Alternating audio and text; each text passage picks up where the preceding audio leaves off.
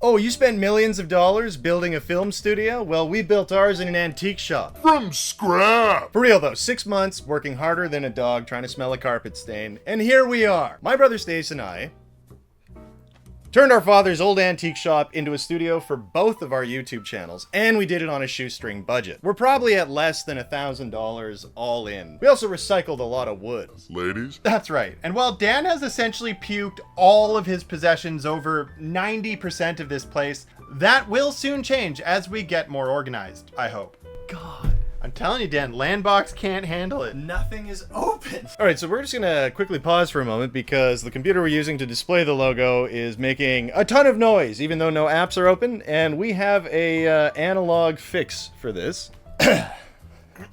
Solid build. But for now, we've been going for like 6 months with barely any content, and we figured that this was the time to share the journey with y'all. We had a ton of work to do. We had to clear this place out, renovate it a little bit, get all 200 plus of my computers inside here, and all of Stace's F1 memorabilia. And if you end up enjoying this video, please subscribe so that you can actually see the content we make in our antique shop turned film studio. Let's jump right in. Oh wait, jump right in it, the British would say.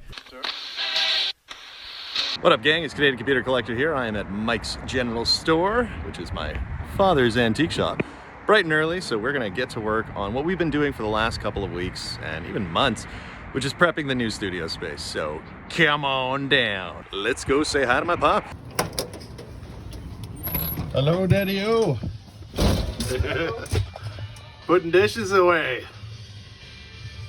Oh yeah. So this is the front of the store, as it looked, almost completely in its original state. There's a cabinet missing, however, but we do kind of have a shot of it from an old project Stace and I were working on called One Bite Meals, which is only slightly different from our current channel.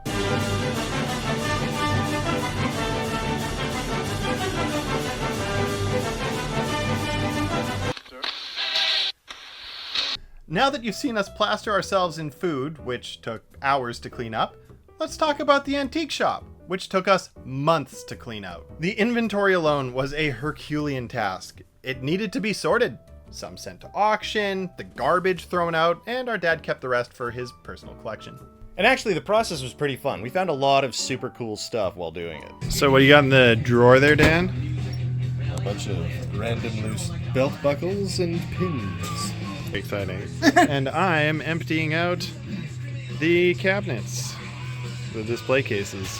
Another big part of this project was taking down the shelves and displays as we cleared them out. Our dad made sure to use every square inch of this building while the store was open. We did our best to keep all of the woods and brackets and shelves and displays and stuff intact so we could reuse them later and save ourselves a lot of money. A little background, this all began in November for us, but before that, it started for our dad when the city started to change the zoning laws for antique shops, declaring them pawn shops. Yeah, that meant he was going to have to bag and tag all of the items that he buys, put them in a cool down area, during which time the police could come and confiscate anything they want, and he would have to pay the city thousands of dollars every year for the privilege. And ironically, the reason these laws changed is because they were worried that pawn shops were buying stolen cell phones and computers from people, something that he never bought even once. So he retired. Since the shop is attached to his house, he decided to move back into his house and rent out the front to us for a steal of a deal. And the nice part is, the shop stays in the family and we get to breathe some new life into it.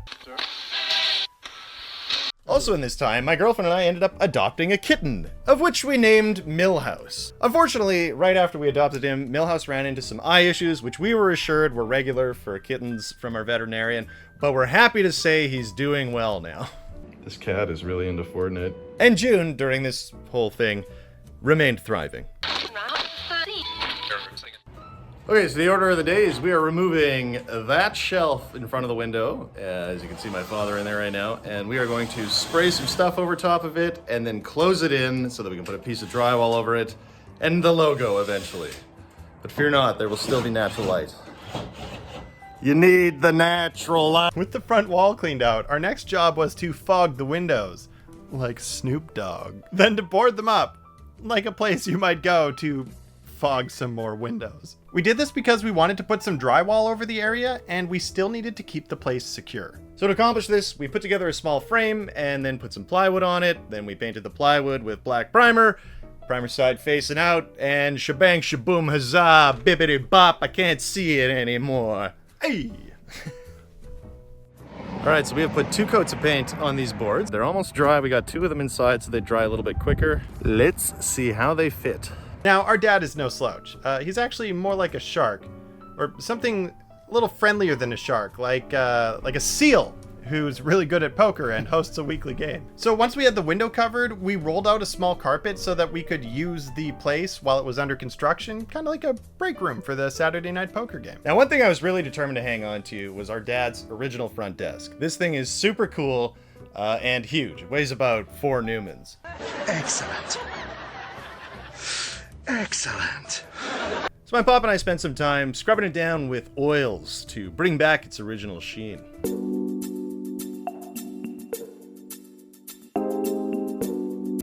And here comes the drywall. Now this spot's going to be the backdrop for most of our new content. The plan is to paint it blue, then have my buddy Rory paint the logo right in the middle. With the drywall up on window 1, I decided to tackle window 2. Window 3.1 is what we're going to call the mural painted on the exterior of the building, which we are actually updating now as this video comes out. Window 2 required basically the same treatment as the first, but we needed a more intricate frame solution to ensure nothing moved around. My dad and I whipped one together out of some 2x2s, and just before we installed it, we fogged up the window just as we had before, while Dan spray painted another rad ultramarine blue. Or the Emperor! We had lots of help doing this project, including from my wonderful girlfriend Kristen, who hammers nails with the best of them. Next up, we had to make space for our green screen wall. We had the choice of a cloth or a drywall screen, and we went with the drywall. So I've done some work with green screens in the past, and I found that unless they're perfectly straight, the cloth green screen can cause some issues in Premiere Pro. Dan and I wanted a second space with more flexible purpose, something that could be used as an additional workbench, a parking lot for projects in progress, a place to sit and solder. So being the cheap that we are, I thought it made a lot of sense to buy a used dinner table and cut about 1/5 off of it. So that's what we did. It actually worked out really well because we ended up with a sturdy surface where we can do light to medium work. Just find that standing on it isn't great. Our dad wanted to contribute something really cool to our studio space, so he picked up this ancient dead man's panel from a local auction house. It's an electrical panel, probably from the 1920s to 30s, and we mounted it right on the desk. It reminds me of the containment unit from Ghostbusters.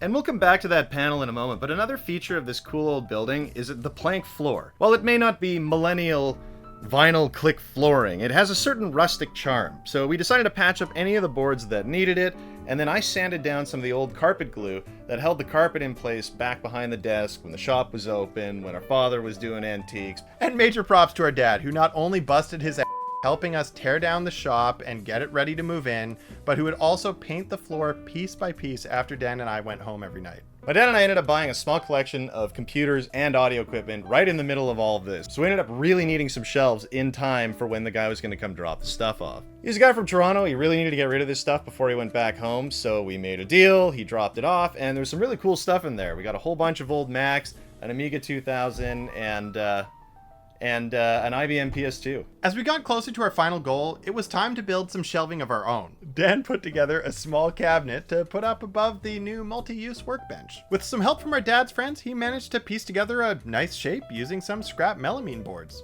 Not to be confused with methylamine. Oh, Breaking Bad.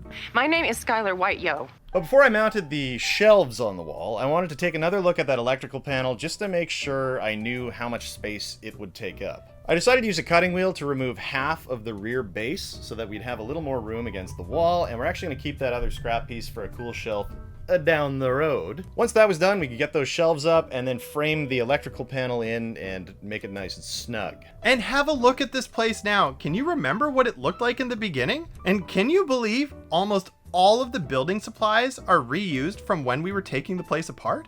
One thing that was necessary but is also a major pain in my rear is the air conditioner. We installed a small unit to take the edge off our hot central Canadian summers, but since I record most of my content for Fiends, where the F1 never ends, right next to it, I have to cover it up with pillows to prevent the sounds from the busy street next to us from penetrating my audio. After trying to find a buyer for our dad's gorgeous antique cash register and nobody stepping up, We elected to keep it and move it into a more permanent place where we can use it to store tools, hardware, and tons of precious memories. Time for the blue on our new background. Dan rolled a few coats of blue onto the thing and the color turned out great.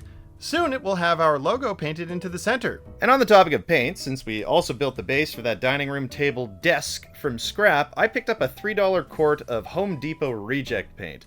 It was a gray, slightly darker than what we wanted on the floor, which was actually perfect because I wanted a bit of contrast. Serendipity! I also threw some gray on an old pedestal table that I'll be using to mount my prompter and microphone for my F1 channel. Oh, and for all the Utes out there, while this was all going on, Lyrical Lemonade actually asked to film a music video in front of the store for a rapper named Ian. Turns out, Marshawn Lynch was also in town for that, their rap video for all your NFLs. So if you want to see like 3 shots of this place through a hip-hop lens, be sure to check out Figure It Out by Ian. Now by this point, Milhouse had grown up quite a bit, and him and June weren't fighters anymore. They were lovers.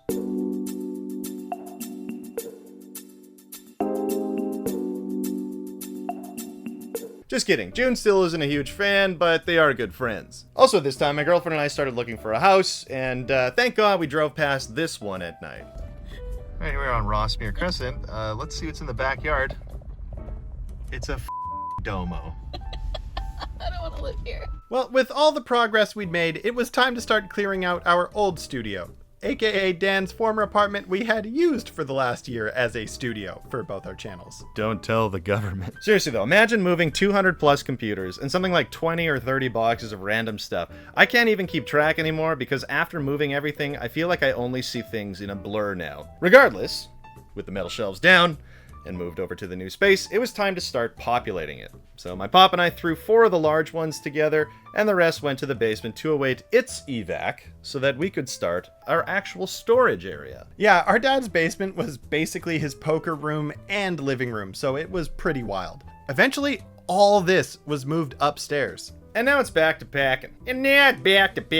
Saying this move was a nightmarish experience is putting it lightly, as we had a deadline of May 31st to get out of our old studio, and my girlfriend and I bought a house with a move-in date of May 23rd. That meant I basically had 3 weeks to get the studio moved, so I could move all our stuff into our house right after. 2 moves, 1 month. It was as as that other video with a similar naming scheme. Alright gang, we have a full van, so including a creeper. Dan put some serious mileage on our dad's old shop van, but eventually it was all done, and now our backs had the structural integrity of pudding. One thing we really wanted to address was the height of our pre-existing workbench. Being taller, fellas, it was tough to always be half bending when working on a project. Even more perplexing is why Dan built it this height in the first place, given he custom built it. To fix this, we added a few more inches to the bottom, ladies.